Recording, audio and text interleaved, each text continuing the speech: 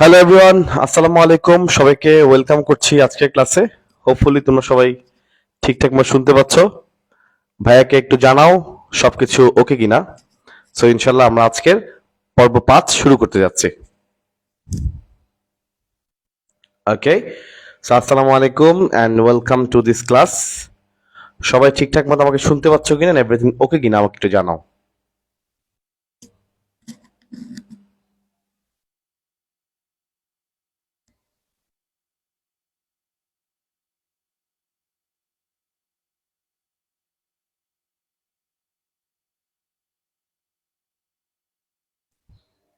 ঠিক আছে,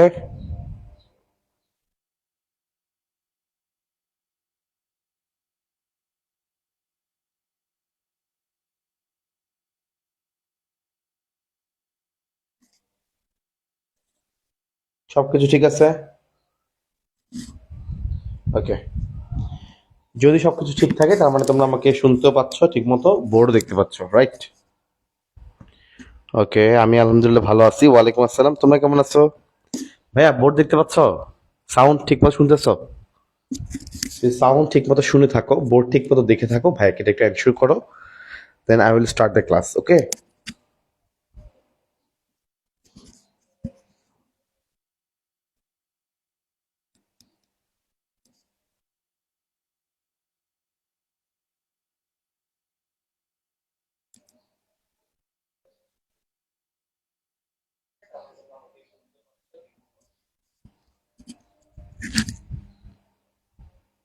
অন্ধকার মনে হচ্ছে আজকে না? ওকে,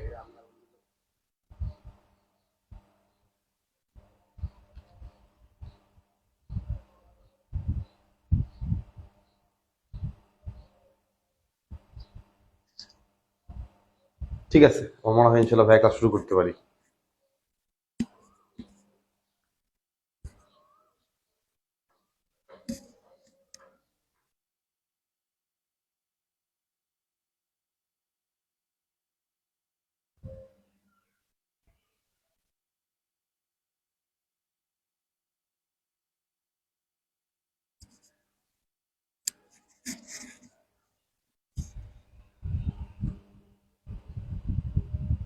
ওয়ালাইকুম আসসালাম, ভাইয়া আলহামদুলিল্লাহ ভালো। ওকে, ফাইন।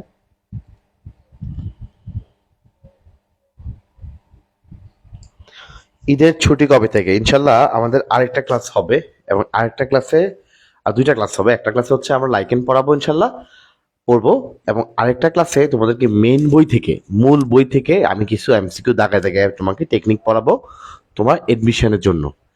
এই দুইটা ক্লাস হওয়ার পরে ইনশাল্লাহ তোমাদের ঈদের ছুটি হবে, ঠিক আছে?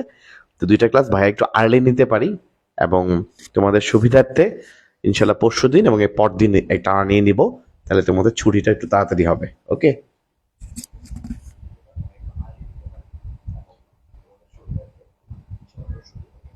আচ্ছা, ভাইয়া ক্লাস শুরু করি। বিসমিল্লাহির রহমানির রহিম। প্রথম হচ্ছে ভাইয়া ছত্রাকের, আজকে আমরা জনন থেকে শুরু করব। ছত্রাকের জনন তোমাদেরকে আমি শৈবালের জনন পড়াইছিলাম। শৈবালের জননে যা ছিল অলমোস্ট ছত্রাকের জননটা অলমোস্ট সেম, একই রকম।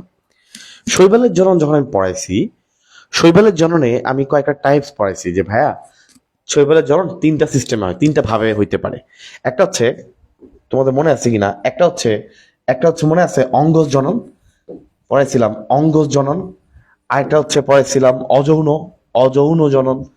অঙ্গজ যেটা, সেটা হচ্ছে সরাসরি বডির মাধ্যমে হয়, বডির কোনো একটা পার্টের মাধ্যমে পড়াইছিলাম। এরপর আছে অযৌন জনন পড়াইছিলাম। ভাইয়া অযৌন জনন হয় মূলত স্পোর সৃষ্টির মাধ্যমে, মনে আছে? অযৌন জনন হয় স্পোর সৃষ্টির মাধ্যমে, ভেরি গুড। আরেকটা যে জনন প্রক্রিয়া আছে তার নাম হচ্ছে যৌন জনন। আরেকটা জনন প্রক্রিয়ার নাম হচ্ছে যৌন জনন। আমরা সবাই জানি যৌন জননটা হয় মূলত শুক্রাণু ডিম্বাণু মানে গ্যামিট।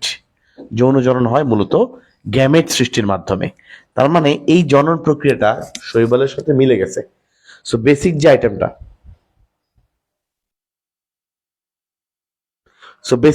কিন্তু দেখতে পাচ্ছ শৈবালের সাথে মিলে গেছে। এটা আমাদের ইম্পর্টেন্ট একটা ফ্যাক্ট, যে বেসিক আইটেমটা শৈবালের সাথে মিলে যাবে, ঠিক আছে? তাহলে তিনটে আমাদের মোটামুটি মিলে গেছে। এখন আসি ভাই, আপনার প্রশ্ন হচ্ছে ভাই অযৌন জনন তো অনেকগুলা ধরন আছে।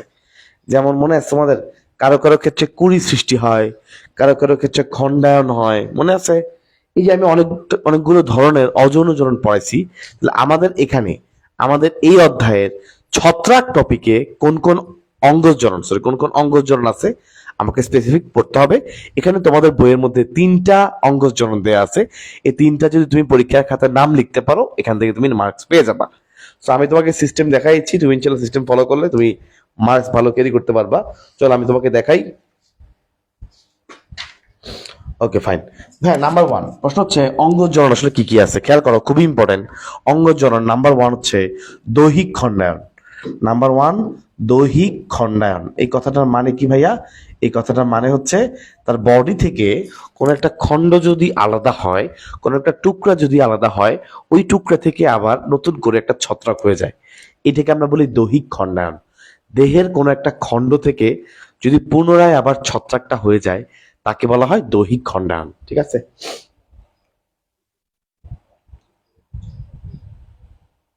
আচ্ছা এখন আসি ভাইয়া, প্রত্যেকটা খণ্ড থেকে একটা করে ছত্রাক হবে। এখন আসি, এটার একটা উদাহরণ আছে, খুবই কমন উদাহরণ ভাইয়া। দৈহিক খণ্ডায়নের উদাহরণ হচ্ছে পেনিসিলিয়াম। দৈহিক খণ্ডায়নের উদাহরণ হচ্ছে পেনিসিলিয়াম। তোমরা পেনিসিলিয়াম সবাই মোটামুটি কম বেশ চিনো। কিভাবে চিনো? কারণ পেনিসিলিয়াম থেকে মনে আছে আমাদের যে প্রথম যে অ্যান্টিবায়োটিক তৈরি করা হয়, তুমি যে বিভিন্ন অসুখ হলে অ্যান্টিবায়োটিক খাও, এই প্রথম অ্যান্টিবায়োটিক যেটা তৈরি করা হয়েছিল ওটা পেনিসিলিয়াম থেকে।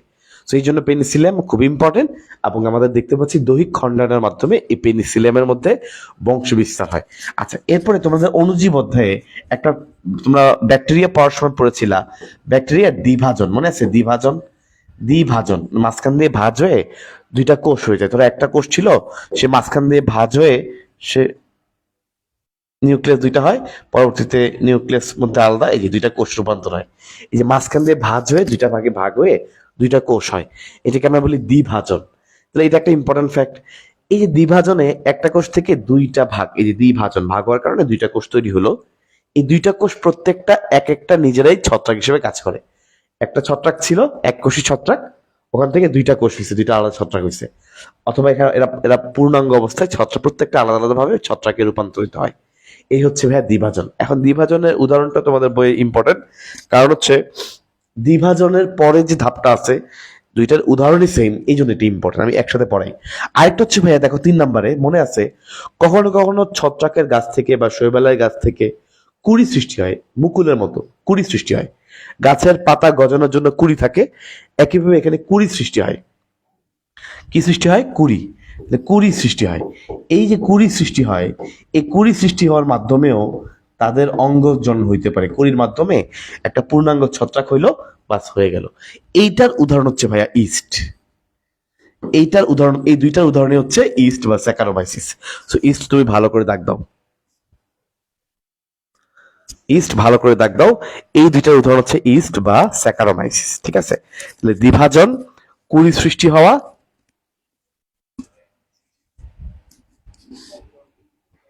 ওকে।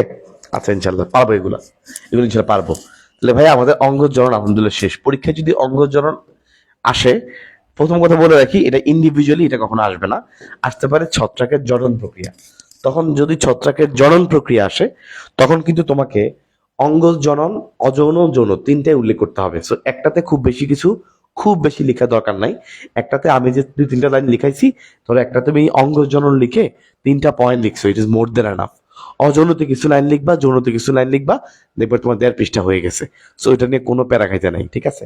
আচ্ছা, চলে আসি ভাই, এখন আমরা দৈহিক খণ্ডন শেষ, আমরা চলে আসি, আমরা চলে আসি, মাঝখানে বাদ গেছে, এটা একটু লিখে নিতে হলে সেটা হচ্ছে, সরি,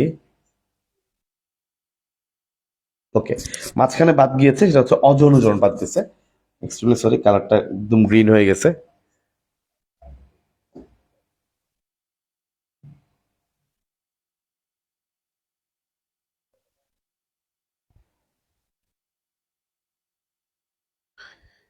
আচ্ছা, একটু অন্য কালার দিলাম, ঠিক আছে। আচ্ছা এখন আসি ভাই, আমরা এখন পড়বো হচ্ছে আমরা অযৌন জনন। এটা আমরা এই কালার দিয়ে লিখছি বলে কেউ ভাইবা না ভাই আপনি এই কালার কেন ইউজ করলেন, এটা তো ভালো লাগে না। কালার ভালো লাগা সম্পর্ক নাই, কারণ এই টপিকটা এত ভালো করে তোমাদেরকে ভাই পড়াইছি আগেই, যে বলছিলাম যেটা, যে ভালো করে একবার পড়লে সবগুলো তুমি রিলেট করতে পারবা, তখন তোমাকে নতুন করে কিছু পড়তে হবে না, ঠিক আছে? তাহলে অযৌন জনন তোমাকে প্রথমে ভাই পড়াইছিলাম, অযৌন জনন হয় কোন প্রক্রিয়ায়, গ্যামিট নাকি স্পোর? ভাইয়া পড়াইছি, এটা হচ্ছে স্পোর সৃষ্টির মাধ্যমে। কতবার কতবার বলছি, মনে আছে? অযৌন জনন হয় কোন প্রক্রিয়ায়, উত্তর হচ্ছে স্পোর সৃষ্টির মাধ্যমে। এখন তোমাদের বইয়ের মধ্যে অনেক কিছু লেখা আছে, তোমরা, আমি এত কিছু দরকার নেই, আমি তোমাকে সিম্পল ক্লিয়ার কাট যেগুলো পড়াচ্ছি খেয়াল করো। ভাইয়া স্পোর তৈরি হয় যে কোষের মধ্যে, কোষটার নাম কি? এটাও পড়েছিলাম আগে। স্পোর তৈরি হয় যেই কোষের মধ্যে, ওই কোষের নাম কি? আমরা সবাই জানি স্পোর তৈরি হয় কোথায়? স্পোর তৈরি হয় স্পোরাঞ্জিয়ামে, পড়েছিলাম। স্পোর তৈরি হয় কোথায়? স্পোর তৈরি হয় স্পোরাঞ্জিয়াম, এই যে স্পোরাঞ্জিয়ামে। স্পোর তৈরি হয় কোথায়? স্পোর তৈরি হয় স্পোরাঞ্জিয়ামে, এই যে স্পোরাঞ্জিয়ামে। স্পোরাঞ্জিয়াম, স্পোর তৈরি হয় যেখানে, যে কোষের মধ্যে, তার নাম হচ্ছে স্পোরাঞ্জিয়াম। এটা মোটামুটি আমরা সবাই জানি। এখন আসি, যদি তোমরা জানো স্পোর হচ্ছে মূলত দুই রকমের। যদি তার মধ্যে ফ্লাজেলা থাকে, যদি স্পোরের মধ্যে ফ্লাজেলা থাকে, তার মানে সেই স্পোরটা চলতে পারে। যদি স্পোরের মধ্যে ফ্লাজেলা থাকে, এটার মানে হচ্ছে ওই স্পোরটা চলতে পারে। এটাকে আমরা বলি সচল স্পোর। সচল স্পোরকে কি নামে ডাকা হয় দেখি, মনে আছে কিনা, পারো কিনা? যার মধ্যে ফ্লাজেলা থাকে সে সচল, এটা বুঝলাম। ওই স্পোরটাকে আমরা মূলত কি নামে ডাকি, কে বলতে পারবা? সচল বুঝলাম, ওই স্পোরটাকে বেসিক্যালি আমরা কি নামে ডাকি? ওই স্পোরটাকে আমরা মূলত বলি জু স্পোর, মনে আছে? এই স্পোরটাকে আমরা কি বলি? এই স্পোরটাকে আমরা বলি জু স্পোর। যে স্পোরটা সচল তাকে আমরা বলি জু স্পোর। যে স্পোরটা চলতে পারে না, যার মধ্যে ফ্লাজেলা থাকে না, যার মধ্যে ফ্লাজেলা থাকে না, তার নাম হচ্ছে অ্যাপ্লানোস্পোর। এগুলো ভাই পড়েছি। যার মধ্যে ফ্লাজেলা থাকে না, তার নাম হচ্ছে অ্যাপ্লানোস্পোর।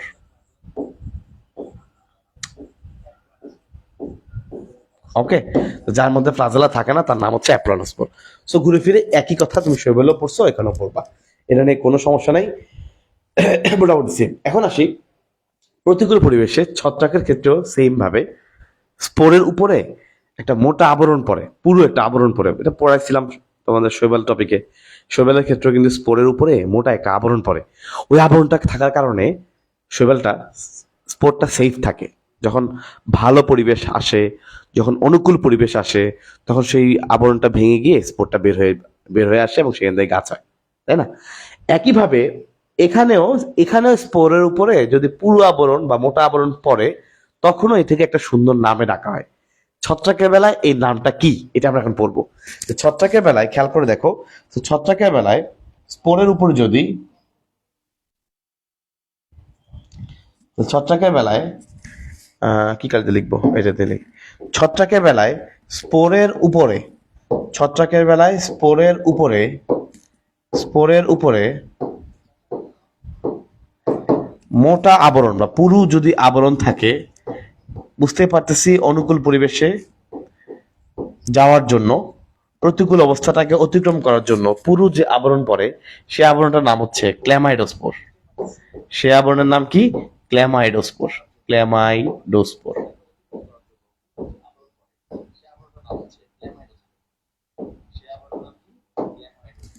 ওকে, স্পোরের উপরে পুরু যে আবরণ হয়, মোটা যে আবরণ পড়ে, তার নাম হচ্ছে ক্ল্যামাইডোস্পোর।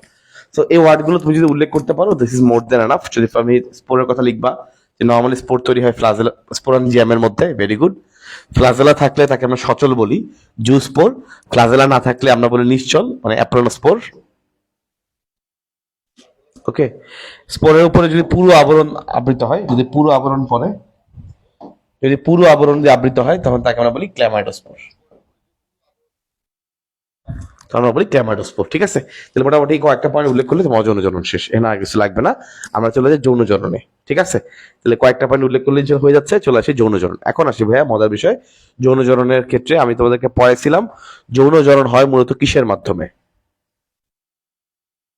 তোমাদেরকে ভাইয়া পড়াইছিলাম যৌন জনন হয় মূলত কিসের মাধ্যমে, স্পোর নাকি গ্যামিট? মনে আছে কিনা বলো? যৌন জনন হয় কিসের মাধ্যমে, স্পোর নাকি গ্যামিট? ভাইয়া পড়াইছিলাম। ভাইয়া যৌন জনন হয় গ্যামিট তৈরির মাধ্যমে, তাই না? পুং গ্যামিট, স্ত্রী গ্যামিট। ছেলেদের শরীর থেকে যেটা আসে আমরা বলি পুং গ্যামিট, মেয়েদের থেকে যেটা আসে তাকে আমরা বলি স্ত্রী গ্যামিট। এখন কথা হচ্ছে ভাইয়া, গ্যামিট তৈরি হয় কোথায়? স্পোর তৈরি হয় যে জায়গায়, তাকে আমরা বলি স্পোরাঞ্জিয়াম। তাহলে প্রশ্ন হচ্ছে গ্যামিট তৈরি হয় কোথায়? ভাইয়া গ্যামিট তৈরি হয় যে জায়গায়, গ্যামিট তৈরি হয় যে জায়গায়, তার নাম হচ্ছে গেমিটেনজিয়াম, ওই যে আগের মতো নাম পড়েছিলাম। তাহলে গ্যামিট তৈরি হয় যে জায়গায়, গ্যামিট তৈরি হয় যে জায়গায় তার নাম হচ্ছে গেমিটেনজিয়াম। ওকে, তাহলে গ্যামিট তৈরি হয় যে জায়গায়, যে কোষে, তার নাম হলো গেমিটেনজিয়াম। এই গেমিটেনজিয়ামের মধ্যে গ্যামিট তৈরি হয়। যদি গ্যামিট দুইটা, সাপোজ এটা তোমার গ্যামিট, যদি গ্যামিট দুইটা দেখতে হুবহু একই আকৃতির হয়, একই রকম হয়, যদি দেখতে হুবহু একই রকম হয়, তখন তাকে আমরা বলি, আইসোগেমি। তখন তাকে আমরা বলি আইসোগেমি। সো গ্যামিট দুইটা যদি দেখতে হুবহু একই রকম হয়, একই রকম তোমাদের পড়েছিলাম, একই হলে তাকে আমরা বলি আইসোগেমি। আর যদি একই না হয়, ভিন্ন আকৃতির হয়, যদি একই না হয়ে যদি এরা ভিন্ন আকৃতির হয়, সাপোজ একই না, এরা ভিন্ন আকৃতির, তখন আমরা এদেরকে বলি হেটারোগেমি। হেটারো শব্দের মানে হলো ভিন্ন। সো যদি একই না হয়ে ভিন্ন আকৃতির হয়, তখন আমরা এটা কি বলি? তখন আমরা এটাকে বলি হেটারোগেমি। ঠিক আছে? তাহলে ভাই যদি একই আকৃতির হয় তাহলে আইসোগেমি, একই না হয় ভিন্ন হইলে হেটারোগেমি। এখন ভিন্ন বলতে আসলে কিরকম ভিন্ন হইতে পারে? ভিন্ন বলতে ভাই ওই যে পুংগেমিটটা ছোট সচল, স্ত্রীগেমিটটা বড় কিন্তু নিশ্চল, একটা হিউম্যান বডি টাইপ। তো ওই মানুষের মতো অনেকটা, হ্যাঁ, পুংগেমিট ছোট কিন্তু সচল, স্ত্রীগেমিটটা বড় এবং নিশ্চল, চলতে পারে না, ওই জায়গায় থাকে ফিক্সড। সো ওইভাবে ওইটা প্রক্রিয়াটার নাম তোমাদেরকে পড়াইছিলাম। তিনটা ধরন আছে, আইসোগেমি, এনএসোগেমি, ও গেমি, মনে আছে? এখানে ও গেমিটা হইতে পারে। তাহলে এখানে মূলত যে হেটারোগেমি আমরা দেখতে পাচ্ছি, ইট ক্যান বি ও গেমি। এটা হচ্ছে সেই ও গেমি। পুংগেমিটটা ছোট সচল, আর স্ত্রীগেমিটটা বড় কিন্তু নিশ্চল, বড় কিন্তু নিশ্চল, এই হচ্ছে ও গেমি। ঠিক আছে? তাহলে ইনশাল্লাহ আমরা এতটুকু পারবো। এখন আসি ভাইয়া, আমরা জানি তোমার যখন মিলন হয়, পুংগেমিট স্ত্রীগেমিট মিলিত হয়, তখন প্রথমে কোনটার মিলন হয়? প্রোটোপ্লাজম নাকি নিউক্লিয়াস? তখন প্রথমে কোনটা মিলন হয় ভাইয়া? প্রথমে কি প্রোটোপ্লাজমের মিলন হবে নাকি নিউক্লিয়াসের মিলন হবে? এটা কেউ বলতে পারবা? যখন মিলন হয় প্রথমে কোনটার মিলন হয়? প্রথমে কি প্রোটোপ্লাজম নাকি নিউক্লিয়াস? প্রথমে কোনটার মিলন হয়?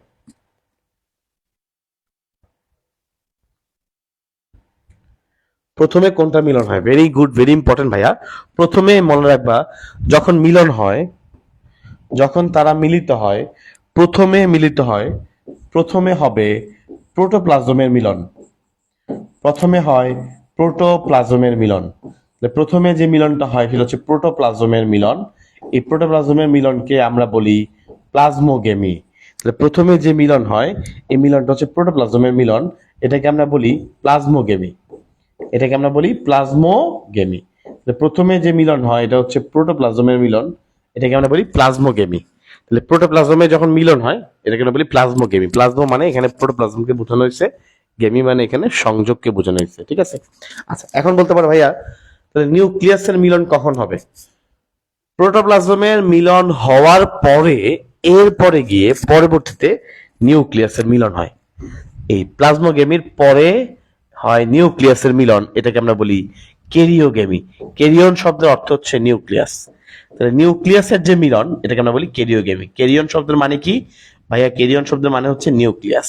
তাহলে নিউক্লিয়াসের যে মিলন হয়, নিউক্লিয়াস দুইটা যে মিলিত হবে, এটাকে আমরা বলি কেরিওগামি। প্রথমে প্রোটোপ্লাজম দুইটা মিলিত হবে, প্রোটোপ্লাজম দুইটা যখন মিলিত হবে এটাকে আমরা বলি প্লাজমোগেমি। Very good.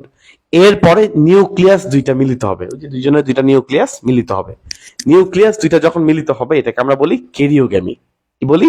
কেরিওগেমি। কেরিয়ন শব্দের অর্থ কি? কেরিয়ন শব্দের অর্থ হচ্ছে নিউক্লিয়াস। ঠিক আছে?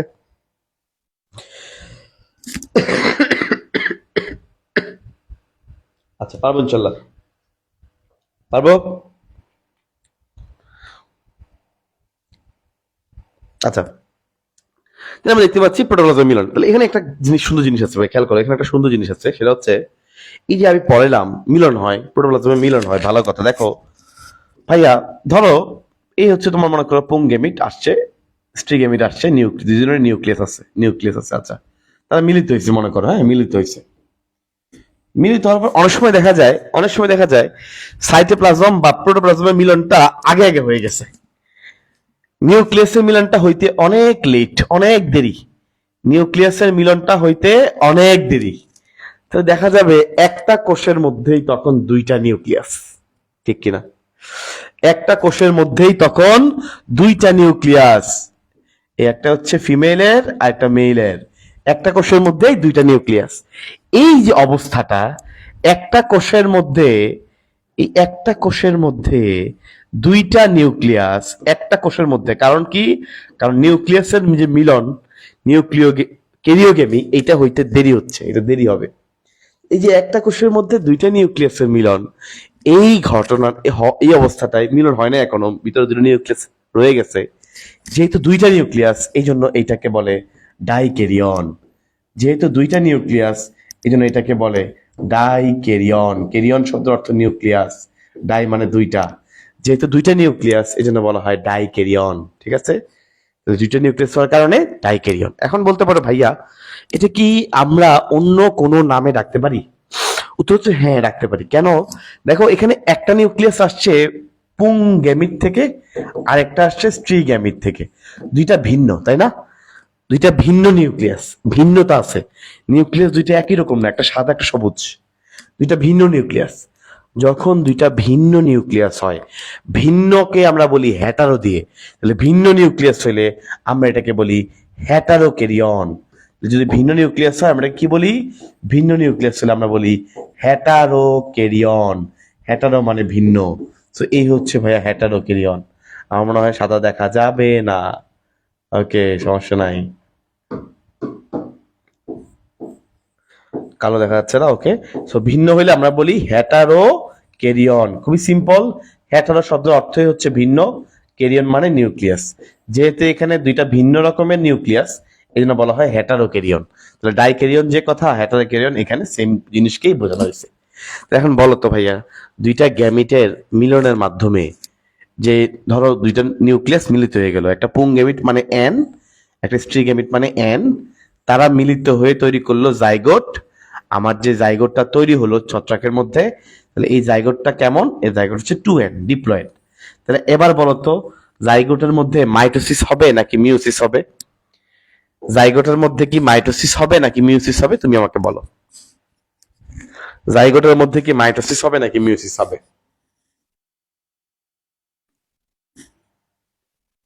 বাতাও বেটা, জাইগোটের মধ্যে কি মাইটোসিস হবে নাকি মিওসিস হবে? ইনশাল্লাহ পারবা, বলো। ভাইয়া, যেহেতু ছত্রাকের শরীর, আমাকে বুঝতে হবে ছত্রাকের মূল দেহটা হচ্ছে, ছত্রাক হলো হ্যাপ্লয়েড একটা প্রাণী, হ্যাপ্লয়েড একটা উদ্ভিদ, প্রাণী না উদ্ভিদ। তো ছত্রাক হচ্ছে হ্যাপ্লয়েড।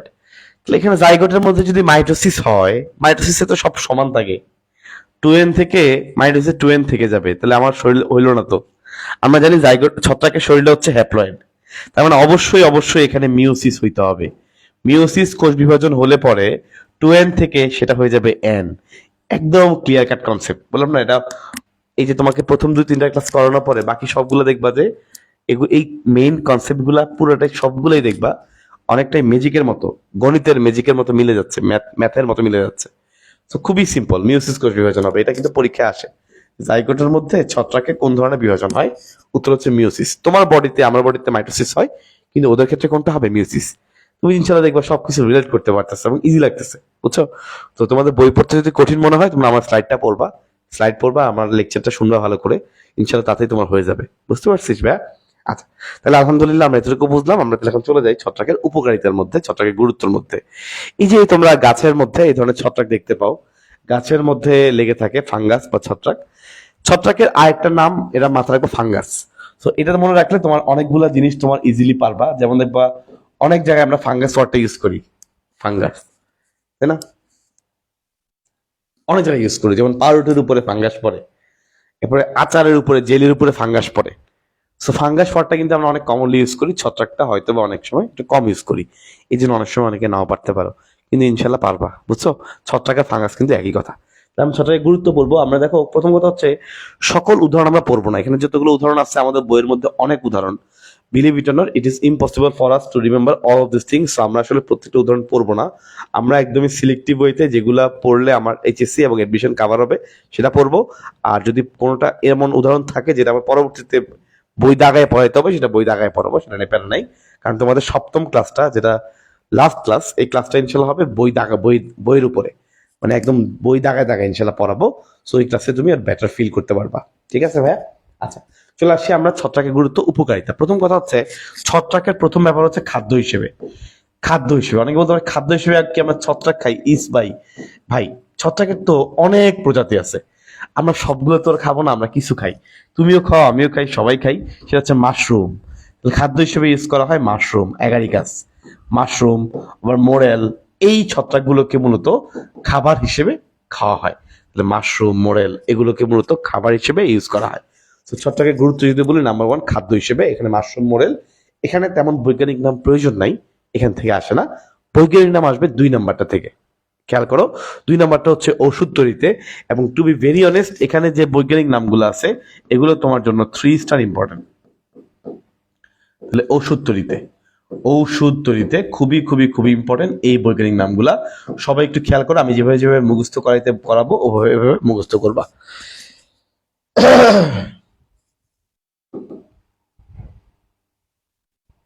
আচ্ছা, প্রথম কথা হচ্ছে একটা অ্যান্টিবায়োটিক, তোমাদেরকে প্রথমে পড়াইছিলাম অ্যান্টিবায়োটিক, নাম হচ্ছে পেনিসিলিন, মনে আছে? বলছিলাম প্রথম আবিষ্কৃত অ্যান্টিবায়োটিক বলা চলে এটাকে, পেনিসিলিন। এই অ্যান্টিবায়োটিকটা আবিষ্কার হয়েছে একটা ছত্রাক থেকে। ছত্রাকের নামটা সহজ, এর সাথে মিল আছে। ছত্রাকের নামটা হচ্ছে পেনিসিলিয়াম।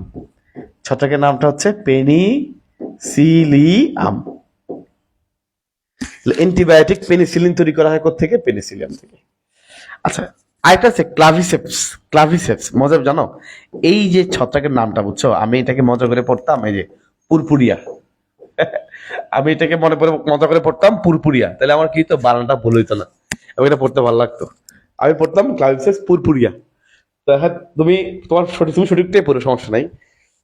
হ্যাঁ, আচ্ছা, এখন এখান থেকে কি ওষুধ তৈরি করা হয় খেয়াল করে দেখো। ক্লাভিসেপস পুরপুরিয়া থেকে কোন ওষুধ তৈরি করা হয় খুবই ইম্পর্টেন্ট। এখান থেকে তৈরি হয় অ্যারগট একটা টাইপ অফ মেডিসিন, অ্যারগট তৈরি করা হয়। এখন কিভাবে মনে রাখবে যে পুরপুরিয়াতে র আছে, অ্যারগটে র আছে, তাহলে ভুল হবে না আর কি। ক্লাভিসেপস পুরপুরিয়া থেকে মনে রাখার জন্য বললাম অ্যারগট তৈরি হয়। এর মধ্যে বলো অ্যারগটের ইউজটা কি, আসলে কোথায় ইউজ করা হয় ওষুধটা? এটা হচ্ছে বাচ্চা যখন ডেলিভারি হয়, মায়ের পেট থেকে যখন বাচ্চার ডেলিভারি হয়, তখন ডেলিভারির সময় মায়ের শরীরে প্রায় সময় রক্তক্ষরণ হইতে পারে, অনেক বেশি ব্লিডিং হইতে পারে, অনেক বেশি ব্লাড যেতে পারে। ওই রক্তক্ষরণটাকে বন্ধ করতে এটা ইউজ করা হয়। তাহলে অ্যারগট কোথায় ইউজ করা হয়? সন্তান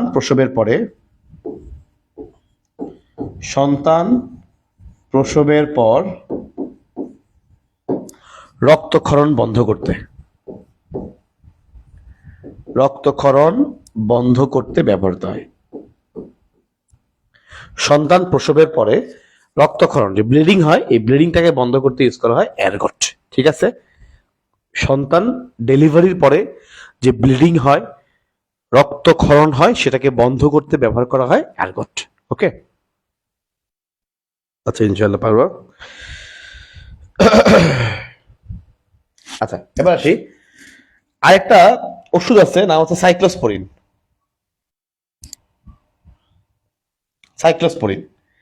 এটাও কালেক্ট করা হয় ছত্রাক থেকে, যে ছত্রাকগুলো মাটির মধ্যে থাকে, মৃত্তিকাবাসী ছত্রাক। ওটা তোমার মুখস্থ না করলেও হবে, জাস্ট লিখে রাখো মৃত্তিকাবাসী ছত্রাক, মানে যে ছত্রাকটা মৃত্তিকা মানে মাটির মধ্যে বড় হয়। তাহলে মৃত্তিকাবাসী ছত্রাক থেকে একটা ওষুধ তৈরি করা হয়, নাম হচ্ছে সাইক্লোস্পোরিন। এই ওষুধটা খুবই ইম্পর্টেন্ট, সাইক্লোস্পোরিন। প্রশ্ন হচ্ছে এটার ব্যবহার কোথায়, এটা কোথায় ব্যবহার করা হয়? খেয়াল করো, ধরো কেউ একজন সাইকেল চালাতে গেলে কিন্তু খুব বেশি সম্ভাবনা আছে ওর সাইকেল থেকে সে পড়ে গিয়ে তার হাত পা ভেঙে যাবে। তার হাত পা ধরো কোনো কারণে ক্ষতিগ্রস্ত হইলো, তখন ওই হাত পাটাকে ট্রান্সপ্লান্ট করতে হবে, নতুন করে ওই জায়গাতে কিছু একটা বসাই দিতে হবে।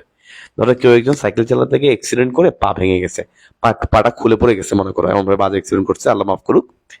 এখন ওই পাটা যেহেতু পড়ে গেছে, তাকে এখানে কৃত্রিম ভাবে হইলেও তার এখানে অঙ্গ ট্রান্সপ্লান্ট করতে হবে, আরেকটা জায়গা থেকে এনে বসাই দিতে হবে।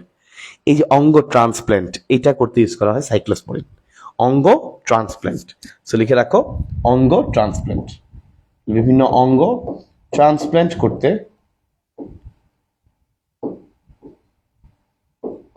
ট্রান্সপ্ল্যান্ট করতে ইউজ করা হয় সাইক্লোস্পোরিন। ঠিক আছে, তাহলে ইনশাল্লাহ তোমরা এই পয়েন্টগুলো মাথায় রাখতেছো, সো ইট ইজ ডান। ঠিক আছে, আচ্ছা এই তিনটা হচ্ছে আমাদের মূল পয়েন্ট। এছাড়া আরেকটা আছে অ্যাসপারজিলাস। অ্যাসপারজিলাস থেকে আমরা কি পাই, এটাও ইম্পর্টেন্ট, একটু ভালো করে খেয়াল রেখো।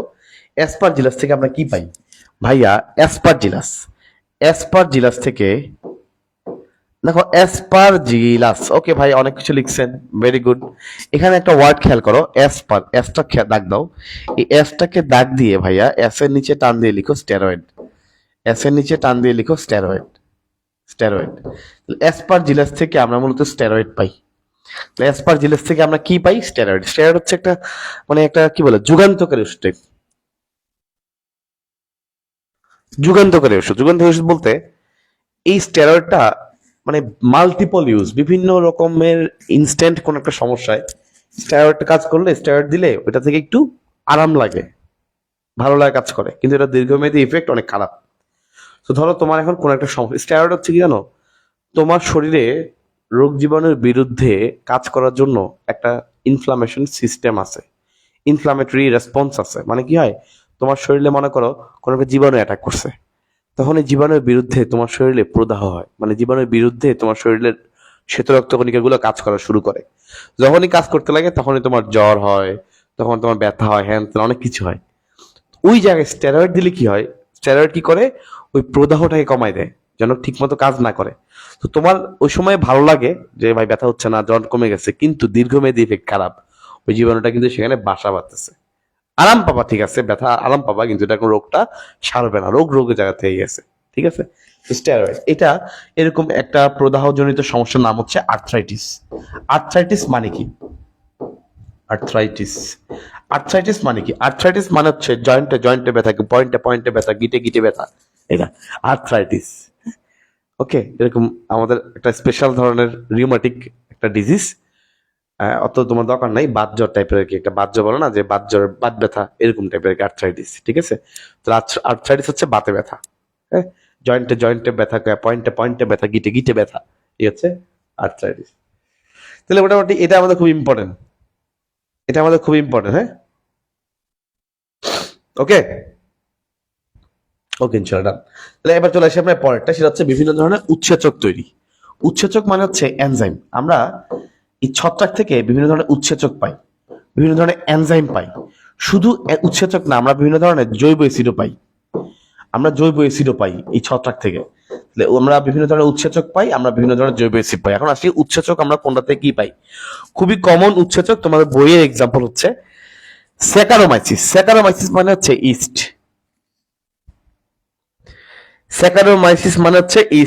তো যাই হোক, স্যাকারোমাইসিস তোমাকে আগে বলছিলাম।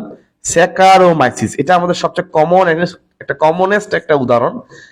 মাইসিস এটা তুমি বিভিন্ন জায়গায় ইউজ করতে পারো। স্যাকারোমাইসিস এটা তুমি বিভিন্ন উদাহরণের জায়গায় ইউজ করতে পারবা।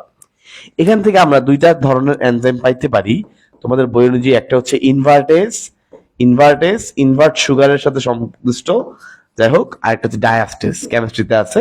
এই দুইটারই ব্যবহার, এই দুইটা উৎসেচক বা এই দুইটা এনজাইম তৈরি করা যায়, এনজাইম পাওয়া যায় আমাদের ছত্রাক থেকে, কারণ Saccharomyces is a kind of fungus, এটা এক ধরনের ছত্রাক। তো ছত্রাক থেকে আমরা ইনভার্টেজ এবং ডায়াস্টেজ নামক এনজাইম পাই। এখন আছে জৈব অ্যাসিডের জন্য আমরা কোন ছত্রাকের সাথে কানেক্টেড থাকি। জৈব অ্যাসিড পাওয়া যায় কোন ছত্রাক থেকে? জৈব অ্যাসিড পাওয়া যায় অ্যাসপারজিলাস থেকে। জৈব অ্যাসিড পাওয়া যায় কোথা থেকে? অ্যাসপারজিলাস। এই অ্যাসপারজিলাস ছত্রাক থেকে আমরা পাই জৈব অ্যাসিড। ইনশাআল্লাহ পারবা। তাহলে আমরা জৈব অ্যাসিড পাই কোথা থেকে? উত্তর হচ্ছে ভাইয়া অ্যাসপারজিলাস। ওকে, আমরা জৈব অ্যাসিড পাই কোথা থেকে? উত্তর হচ্ছে অ্যাসপারজিলাস। এই অ্যাসপারজিলাস ছত্রাক থেকে মূলত আমরা জৈব অ্যাসিড পাই। এটা একটু খেয়াল রাখতে হবে। এখানে নামগুলো শোনো, এখানে আসলে নামগুলোই কঠিন, বুঝছো?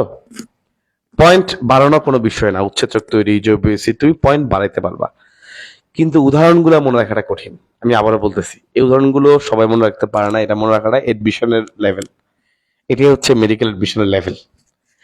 তবে তুমি যদি ইনশাল্লাহ একটা নিয়ত করো, ভাই আমি আগামী ঈদের আগ পর্যন্ত যে সময়টা আছে আমি অধ্যায়ে ভালো ফোকাস করব, প্রত্যেকটা দিন আধা ঘন্টা করে অধ্যায় পড়বো, তাইলে তুমি ইনশাল্লাহ ভালো করবা। কিভাবে? তুমি প্রত্যেক দিন এই যে উদাহরণগুলো আছে, ব্যবহারগুলো আছে, প্রত্যেকদিন 5টা করে পয়েন্ট পড়বা। 5টা পয়েন্ট, এর বেশি না। তোমার হাতে সময় থাকলেও না, 5টা পয়েন্ট পড়বা। সকালে, মানে ঘুম থেকে ওঠার পরে, বা যখন তুমি সকালে দিনের বেলা পড়তে বসো, বা আদৌ যদি পড়ে থাকো। আর একটা হচ্ছে অল্টারনেটিভ রাতে 2 বার। তুমি তো, একটা মানুষ তো দিনে 2 বার পড়াশোনা করেই, হয় রাতে পড়ে বা দিনে পড়ে বা দুপুরে পড়ে, পড়ে তো। তো অ্যাটলিস্ট 2 বার তুমি 5টা পয়েন্ট, অনলি 5 পয়েন্টস। ওকে, এর বেশি পড়ার প্রয়োজন নাই। এইভাবে তুমি ঈদের আগ রাত পর্যন্ত তুমি করে দেখো, ঈদের দিন পড়া লাগবে না, বেশ ভালো পারবা ইনশাল্লাহ। এবং এটা যদি এই অধ্যায়ে এই এমসিকিউ গুলো পারো, শৈবাল ছত্রাকে এডমিশনে তুমি অনেক অনেক অনেক দূর আগে যাবে ভাই। এই অধ্যায় নিয়ে এডমিশনে সবাই অনেক প্যারা খায়, তুমি ইনশাল্লাহ এটা নিয়ে প্যারা খাবা না, ঠিক আছে? আমি যেন ওইগুলো খুব আস্তে আস্তে আস্তে বলতেছি। ওকে, আচ্ছা এখন আসি পরিবেশ সংরক্ষণ। ভাইয়া প্রশ্ন হচ্ছে, পরিবেশ সংরক্ষণে সেটা কিভাবে ইউজ করা হয়? ছত্রাক কি করে, পরিবেশে যে সকল বর্জ্য পদার্থ আছে এগুলোকে বিশ্লিষ্ট করে। বর্জ্য পদার্থকে বিশ্লিষ্ট করার মাধ্যমে পরিবেশ থেকে বর্জ্যগুলোকে সরায় ভালো রাখে। এবং একই সাথে এই যে পরিবেশ থেকে যে বর্জ্য পদার্থগুলোকে সরায়, বর্জ্য পদার্থগুলোকে বিশ্লিষ্ট করে, এই প্রক্রিয়াটার মাধ্যমে যেহেতু সে পরিবেশকে সংরক্ষিত করতেছে, পরিবেশকে ভালো রাখতেছে, এই প্রক্রিয়াটার নাম হচ্ছে bio রিমেডিয়েশন। Bio remedy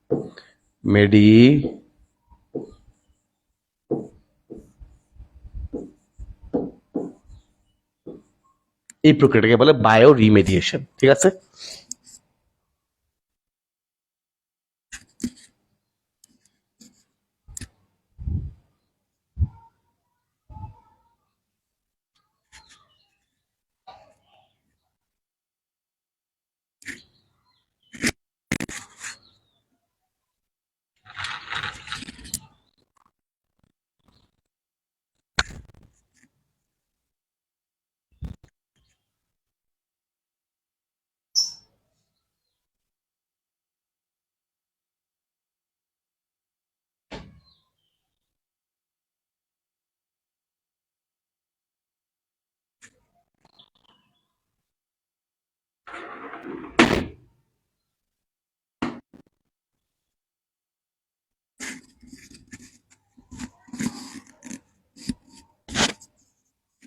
okay fine, so ডান।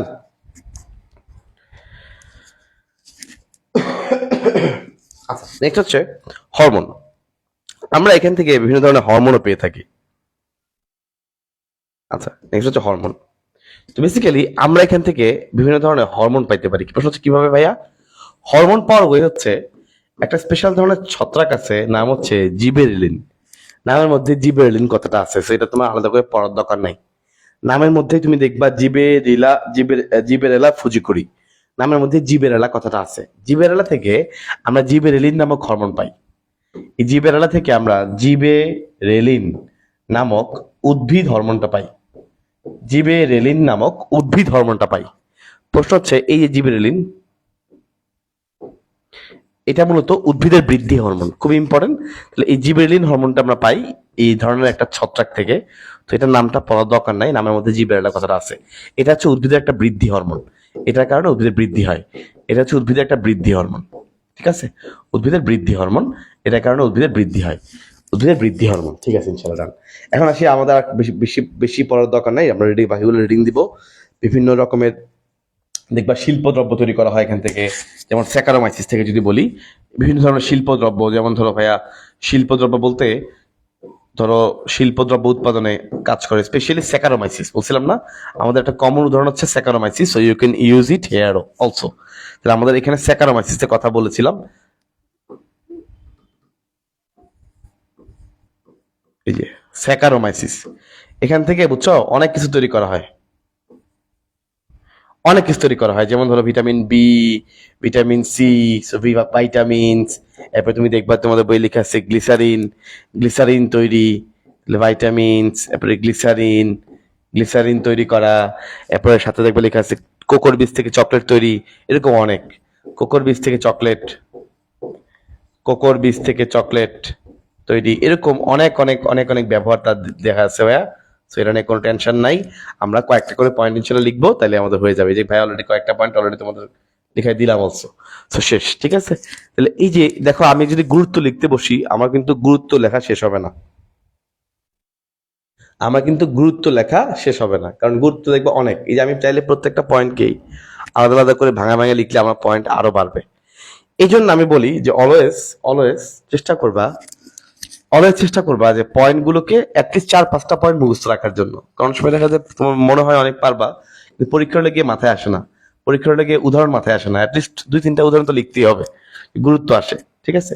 আচ্ছা, এই স্যাকারোমাইসিস থেকে কিন্তু আবার মদ তৈরি করা হয়, বুঝছো? মদ তৈরি করা হয়, মদ তৈরিতেও এটা ইউজ করা হয়, এই স্যাকারোমাইসিস। এবং এই জন্য এই স্যাকারোমাইসিসকে বলা হয় মদ সংশ্লিষ্ট ইস্ট, ব্রুয়ারিস্ট। এই যে ব্রুয়ারিস্ট বলে, ইস্ট মানে তোমার এখানে এই ধরনের ছত্রাক ফাঙ্গাস এটা বোঝানো হয়েছে। ইস্ট এক ধরনের, তোমরা জানো ইস্টই হচ্ছে এক ধরনের ছত্রাক। তো এই হচ্ছে সেই ব্রুয়ার ইস্ট। ওকে, স্যাকারোমাইসিসকে মদ তৈরিতে ইউজ করা হয়।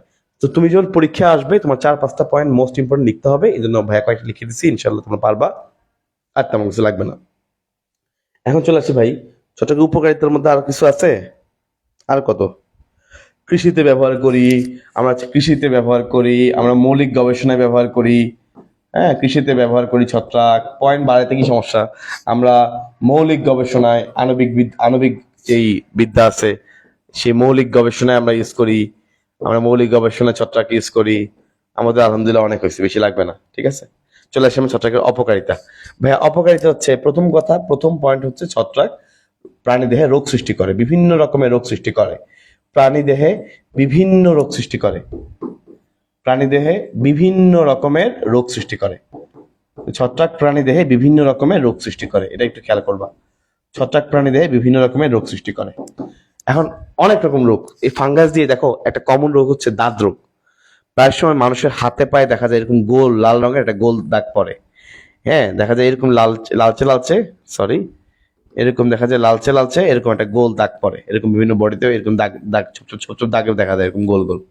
এটাকে বলে দাঁত রোগ। দাঁত রোগ, হ্যাঁ, এটা স্কিনে হয়, মানুষের স্কিনে হয়, ত্বকে হয়। যেহেতু ত্বকে হয় এই জন্য এটাকে বলে ডার্মা, মানে ত্বক।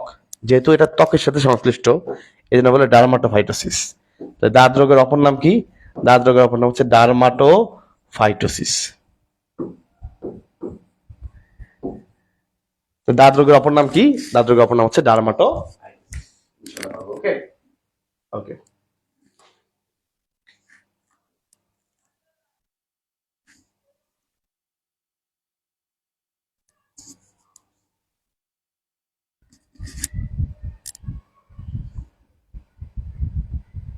আচ্ছা, নেক্সট। শুধু এটাই না, এদের কারণে বিভিন্ন প্রকার খাদ্যবস্তুর পচন হয়, বিভিন্ন প্রকার খাদ্যবস্তুর পচন হয়। খাদ্যবস্তুর পচন, যেমন ধরো তোমার এক্সাম্পল তোমাদের বইয়ে কিছু লেখা আছে, যেমন অ্যাসপারজিলাস ফ্লেভাস। এটা অ্যাসপারজিলাস অ্যাসপারজিলাস ফ্লেভাস এটা কি করে? খাদ্যের মধ্যে একটা বিষাক্ত পদার্থ তৈরি করে, একটা টক্সিন তৈরি করে। এই টক্সিনটার নাম হচ্ছে মাইকোটক্সিন। এটা খাবারের মধ্যে মাইকোটক্সিন সৃষ্টি করে, মাইকোটক্সিন। এই মাইকোটক্সিনটা যেটা তৈরি করে ভাইয়া, এই মাইকোটক্সিনটা মূলত বিষক্রিয়া তৈরি করে। তো খাদ্যবস্তুর পচন ঘটায়, খাদ্যবস্তুর মধ্যে বিষক্রিয়া সৃষ্টি করে। আমি বলতে পারো ভাইয়া এটা কি শুধুমাত্র ইয়ের মধ্যেই হয়, মানুষের মধ্যে রোগ সৃষ্টি করে, গাছের মধ্যে রোগ তৈরি করে না? অবশ্যই। এটা আবার যেই গাছের মধ্যে ছত্রাক হবে, ম্যাক্সিমাম ছত্রাক আছে খারাপ খারাপ ছত্রাক, তো এটা কি করে? ওই গাছটাকে নষ্ট করে দেয়। যেমন ধরো আলুর মধ্যে এই ছত্রাকটা হইতে পারে, আলুর মধ্যে এই ছত্রাকটা অনেক সময় অ্যাটাক করে, এবং এটা আলুর একটা কমন রোগ, বুঝছো? আলুর একটা কমন রোগ। আলুর মধ্যে যখন এই ছত্রাকটা অ্যাটাক করে ভাই, তো দেখা গেছে উদ্ভিদের রোগ সৃষ্টি আর কি, পয়েন্টটার নাম হচ্ছে উদ্ভিদের রোগ সৃষ্টি।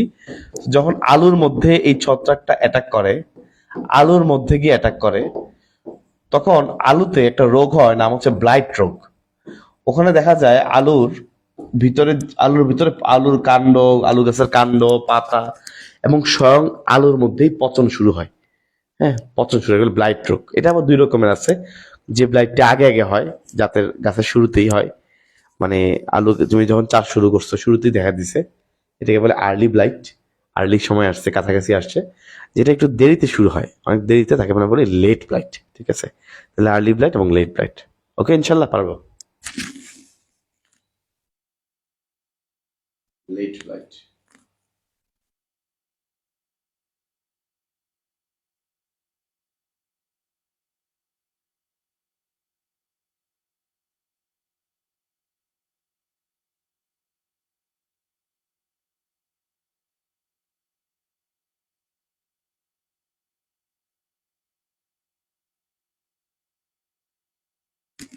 ওকে, তাহলে আমরা আলুতে কোনটা কমনলি দেখতে পাই? আলুর লেট ব্লাইট রোগ।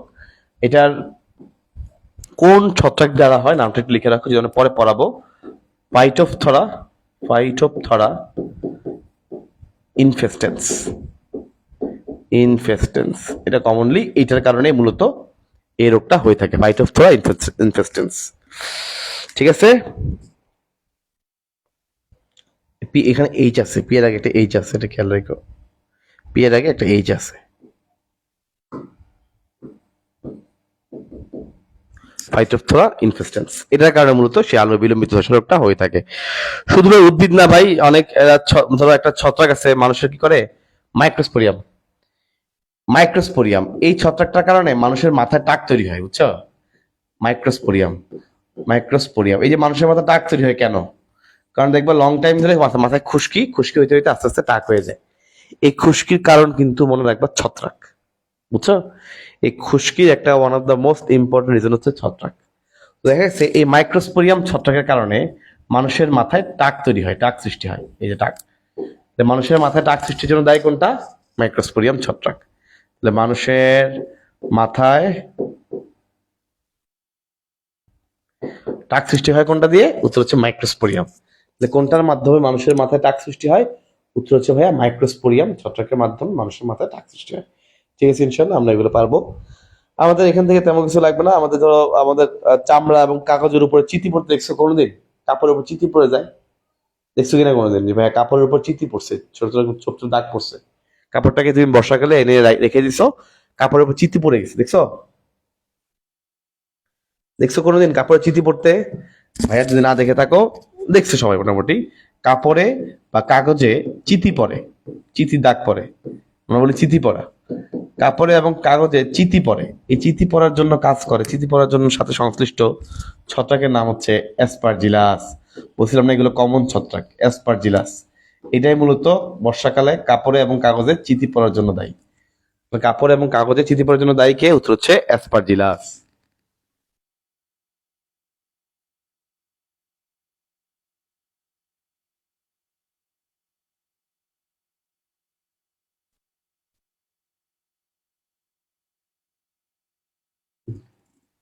ওকে, তাহলে কাপড়ে এবং কাগজে চিঠি পড়ার সাথে সংশ্লিষ্ট কে?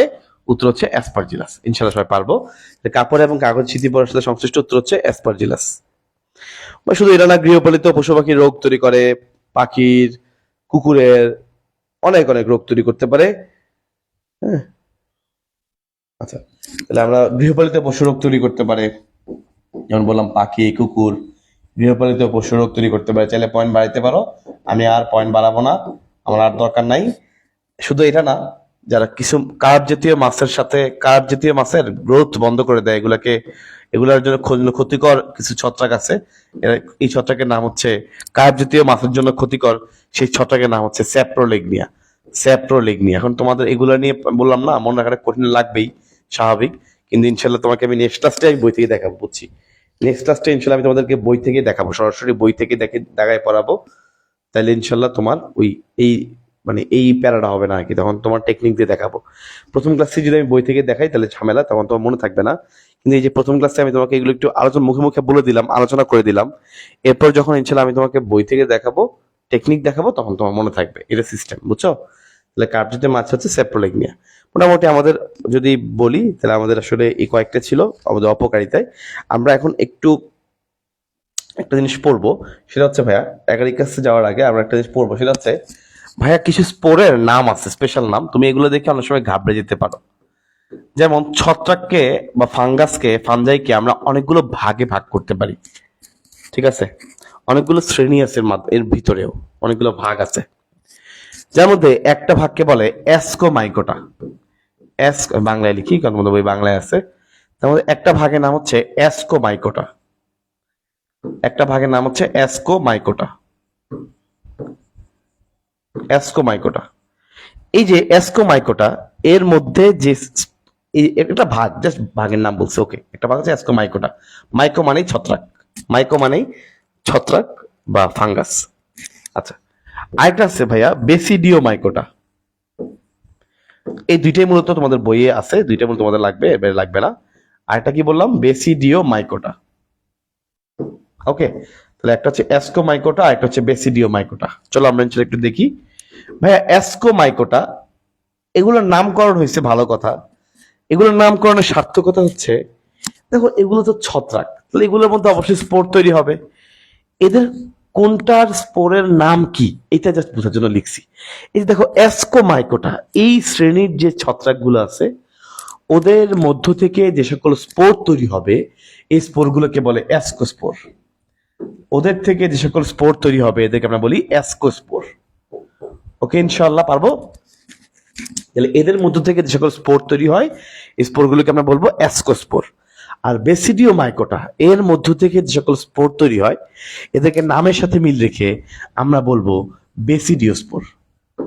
নামের সাথে মিল রেখে আমরা বলবো বেসিডিওস্পোর। অ্যাস্কোস্পোর এবং বেসিডিওস্পোর। অ্যাস্কোমাইকোটা নামের সাথে মিল রেখে অ্যাস্কোস্পোর, বেসিডিওমাইকোটা নামের সাথে মিল রেখে বেসিডিওস্পোর।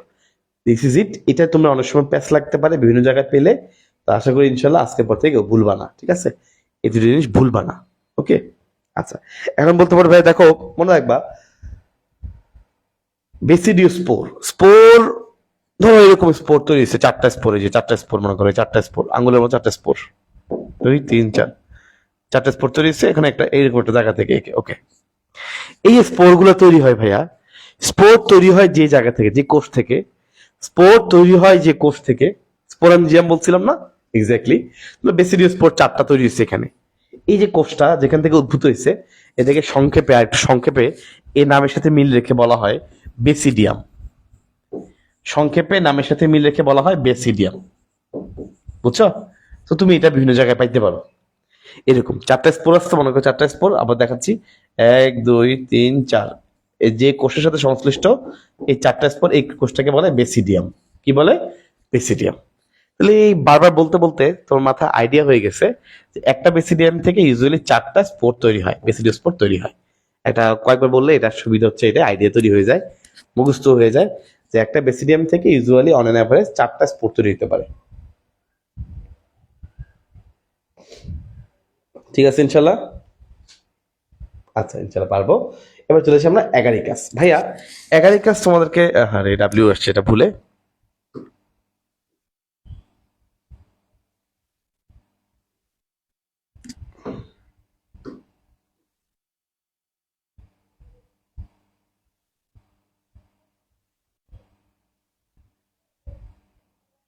আচ্ছা অ্যাগারিকাস। ওকে, তোমাদেরকে যখন আমি অ্যাগারিকাসের পুরো বানানটাই ভুল আসছে রে, এত বানান ভুল করলে হয়?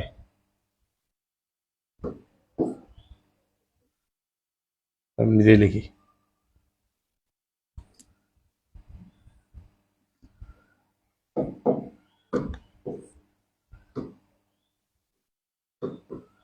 অ্যাগারিকাস। ওকে ওকে, সো এই হচ্ছে অ্যাগারিকাস। তোমাদেরকে ছবি দিছিলাম আমি গ্রুপের মধ্যে একটা, এই হচ্ছে সেই মাশরুম। এটা আমাদের পরীক্ষায় আসে, হ্যাঁ? এই যে মাশরুম উপরে সাদা অংশ, কি সুন্দর মাশরুম এটা। আচ্ছা এখন আমরা দেখি মাশরুমের অংশগুলো। তোমাদেরকে ভাই গত ক্লাসে পড়াইছিলাম অ্যাগারিকাসের গঠন, তোমাদের মনে আছে? গত ক্লাসে ভাই পড়াইছিলাম তোমাদেরকে অ্যাগারিকাসের গঠন। চলো আমরা একটু দেখি। সহজ কথায় আমি যখন ছবি আঁকছিলাম বলছিলাম অ্যাগারিকাসের, সরি, আচ্ছা বলছিলাম অ্যাগারিকাসের মূল অংশটা থাকে হচ্ছে মাটির নিচে, মনে আছে? বলছিলাম অ্যাগারিকাসের মূল দেহটা থাকে নিচের দিকে, এটাকে আমরা বলি মাইসিলিয়াম, মনে আছে?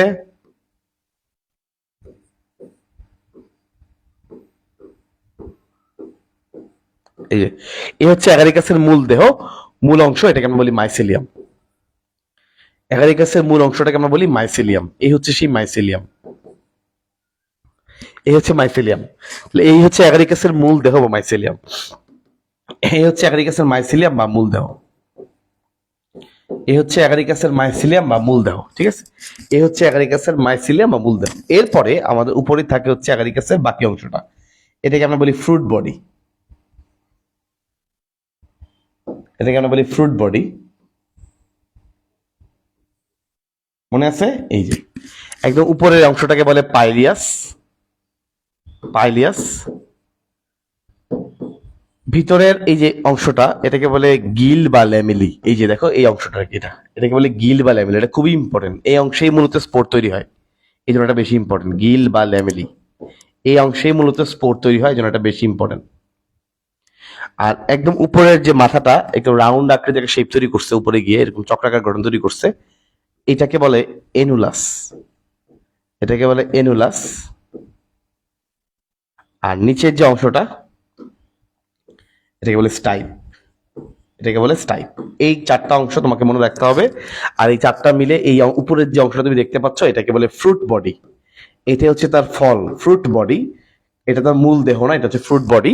নিচের অংশটা হচ্ছে মূল দেহ। মূল দেহ কোনটা? নিচের অংশটা। নিচের অংশ কোনটা? মাইসিলিয়াম। নিচের অংশ কোনটা? মাইসিলিয়াম। ঠিক আছে, উপরটা হচ্ছে পাইলিয়াস। তো মোটামুটি আলহামদুলিল্লাহ হয়ে গেছে। মাইসিলিয়াম বলছিলাম তো, হাইফা থাকে বলছিলাম না, হাইফা, অনেকগুলো হাইফি মিলে মাইসিলিয়াম তৈরি হয়। এটা পড়াইছি ইনশাআল্লাহ এনাফ। এখন আমরা ভালো করে জোর দিয়ে পড়বো কোনটা জানো? গিল। এটা ভালো করে জোর দিয়ে পড়বো। প্রশ্ন হচ্ছে ওয়াই, কেন? কারণ এই গিল যেটা, এর মধ্যেই তৈরি হয় স্পোর। এই যে গিল দেখতে পাচ্ছ, এই গিলের মধ্যেই তৈরি হবে স্পোর। এখানে তৈরি হয় স্পোর। এই জন্য আমরা একটা জোর দিয়ে পড়বো। তাহলে চলো আমরা একটু পড়ি গিলের অংশটা, আমরা একটু পড়ি গিলের একটা অন্তর্গঠন আমরা পড়বো। তাহলে ভাইয়া গিলের অন্তর্গঠন, তা আমরা এখন পড়বো গিলের অন্তর্গঠন। ছবি আঁকবো। ছবি, এটা তোমার ছবি আঁকা লাগবে না, তোমার এমসিকিউর জন্য লাগবে। সো এমসিকিউর জন্য যতটুকু তোমার বুঝলে এনাফ, অতটুকুই পড়লেই হবে, বেশি লাগবে না। গিলের অন্তর্গঠন ভাইয়া ছবি আঁকবো জাস্ট তোমাকে বোঝানোর জন্য, এমসিকিউতে তোমাকে বস বানানোর জন্য।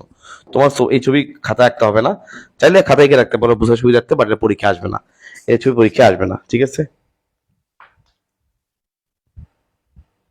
ওকে ইনশাল্লাহ। ফার্স্টে ভাই গিলটাকে যখন তুমি অন্তর্গঠন করবা, প্রস্তুচ্ছেদ করবা, তিনটা লেয়ার তুমি দেখতে পাবা। একদম নিচের দিকে হাইফার এই যে বন্ধা লেয়ার, বন্ধা মানে হচ্ছে, এই বন্ধা কেন বলে? কারণ এই লেয়ার থেকে, এই লেয়ার থেকে কোনো স্পোর তৈরি হয় না। যেহেতু এখান থেকে স্পোর তৈরি হয় না, এই জন্য এটাকে বলে বন্ধা লেয়ার। কি বলে? বন্ধা। যেহেতু এখান থেকে স্পোর তৈরি হয় না, এই জন্য এটাকে বলে বন্ধা লেয়ার। এই যে এই বন্ধা লেয়ারকে বলা হয় হাইফা সমৃদ্ধ এই বন্ধা, এই বন্ধা লেয়ারকে বলে ট্রমা। হাইফা সমৃদ্ধ, কারণ হাইফা গুলো দিয়ে তৈরি হয়েছে, এগুলোকে বলে ট্রমা। কি বলে? হাইফা সমৃদ্ধ এই বন্ধা লেয়ারগুলোকে বলে ট্রমা। তো এগুলো তো হাইফাই। এখন দেখো এখানে মূলত প্রত্যেকটা কোষে দুইটা করে নিউক্লিয়াস থাকে, এই জন্য বলা হয় ট্রমা হচ্ছে বন্ধা। Very good. কেন্দ্রীয় অংশ বা একদম ভিতরের অংশ, বন্ধা বা একদম কেন্দ্রীয় অংশ, একদম ভিতরের অংশ। Very good. নেক্সট হচ্ছে, এটা হচ্ছে ডাইক্যারিওটিক, দুইটা করে নিউক্লিয়াস থাকবে প্রত্যেকটা কোষে, দুইটা করে নিউক্লিয়াস থাকে, ডাইক্যারিওটিক। ফাইন, এটা আমাদের জাস্ট জানলে হবে, কয়েকটা দিন এমসিকিউতে আসবে। এর পরের যে অংশটা, কোষগুলো দেখতে একটু গোলাকার, অনেক সময় তোমার গোলাকার বলে, ছোট গোলাকার বলে, অনেক সময় এভাবে র্যান্ডমলি বলে দেয় এরকম টাইপের, কারণটা এরকম টাইপের, কারণটা এরকম টাইপের, বুঝছো? অনেকটা ছোট, একটু গোলাকার গোলাকার শেপ, হালকা গোলাকার বলা যায়। এই যে লেয়ারটা ছোট গোলাকার, এর মধ্যেও 2 থেকে 3টা নিউক্লিয়াস থাকতে পারে, যা ইচ্ছে তাও, সমস্যা নাই। এই লেয়ারটার নাম হচ্ছে সাব হাইমেনিয়াম। এই অংশের নাম কি? এই অংশের নাম হচ্ছে সাব হাইমেনিয়াম। সাব হাইমেনিয়াম। তাহলে তুমি 2টা লেয়ার অলরেডি পাইছো। এর পরের যে লেয়ারটা, এর পরের লেয়ারের মধ্যে থাকে বেসিডিয়াম। এর পরের লেয়ারে থাকে বেসিডিয়াম। ধরো এখানে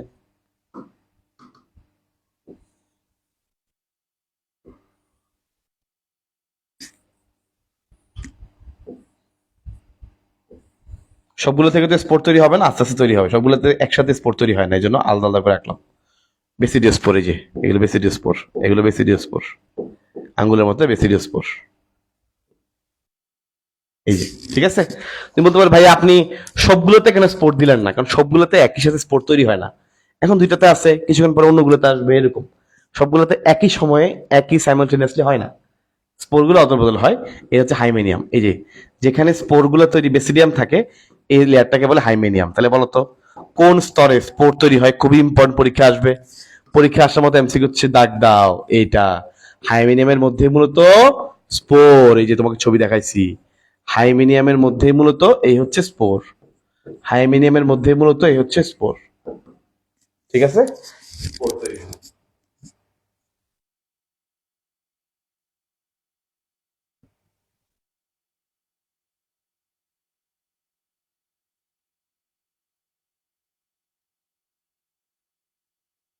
ওকে, তাহলে এই হচ্ছে গিলের অন্তর্গঠন। এটা মূলত আমাদের এমসিকিউ টপিক, এটা আমাদের সিকিউতে আসবে না। আমি আবার বলে দিচ্ছি, এখানে এটা মূলত কিন্তু সিকিউতে আসবে না।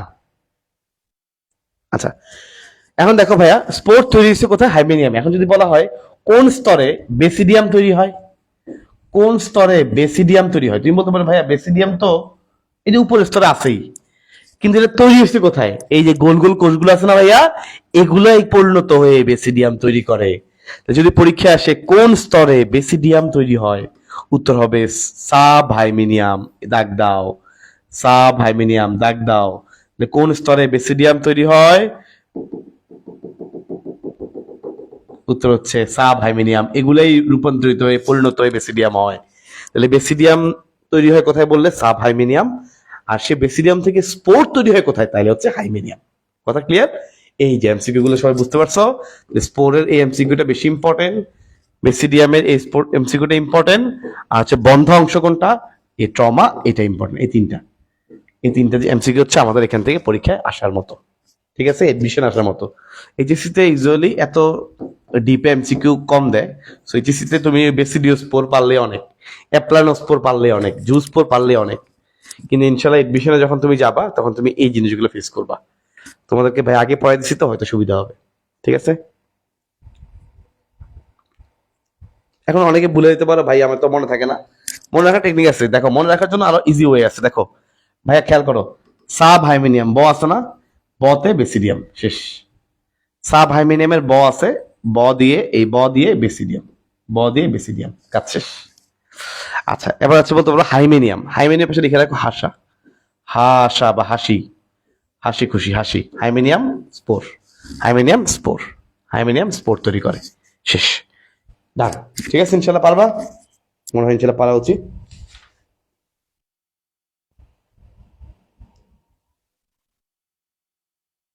পারা উচিত, ঠিক আছে।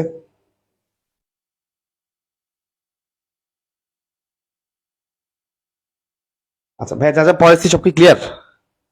ভাইয়া যা যা পড়াইছি সব কি ক্লিয়ার? ভাইয়া যা যা পড়াইছি সব কি ক্লিয়ার কিনা আমাকে বলো। ভাইয়া যা যা পড়াইছি সব কি ক্লিয়ার, সব বুঝতে পারছো? আজকে কিন্তু বেশ দূর পর্যন্ত আমরা আগাইছি, এবং আলহামদুলিল্লাহ যা যা পড়াইছি এগুলো তুমি যদি একটু মনোযোগ দাও, অনেকগুলো এমসিকিউ ক্লাসে হয়তো ইনশাল্লাহ মুখস্থ হবে, কিছু এমসিকিউ হয়তো তোমাকে ওয়েট করতে হবে, আরেকবার যখন আমি বই থেকে পড়াবো তখন আরেকটু ভালো মুখস্থ হবে। আজকে ক্লাসে ভাই কি কি পড়াইছি এটা একটু দেখে নেই। আমরা আজকে ছত্রাকের জনন পড়ছি। ছত্রাকের 3 ধরনের জনন, অঙ্গজ, অযৌন, অজনন। এটা পরীক্ষা আসতে পারে সিকিউতে, এটা সিকিউ টপিক। এবং এখান থেকে তোমাদেরকে আমি বলছি 3টা থেকে তুমি অল্প অল্প করে লাইন লিখবা, হয়ে যাবে। এই অঙ্গজগুলো তুমি সবগুলো আগের কমন, অযৌন জননগুলো পুরো সেম টু সেম, স্পোরের কাহিনীগুলো আগের পড়া পড়া ছিল। যৌন জননটাও কাইন্ড অফ সেম, জাস্ট এখানে একটু জিনিস পড়ছি যে ফার্স্টে হচ্ছে প্লাজমোগেমি হয়, পরে হচ্ছে ক্যারিওগেমি হয়, নিউক্লিয়াসের মিলন হয়, নিউক্লিয়াসের মিলন, নিউক্লিয়াসের মিলন হয়। ফার্স্ট হচ্ছে প্রোটোপ্লাজমের মিলন, পরে নিউক্লিয়াসের মিলন হয়। এটা এই জিনিসটা আমরা একটু পড়ছি।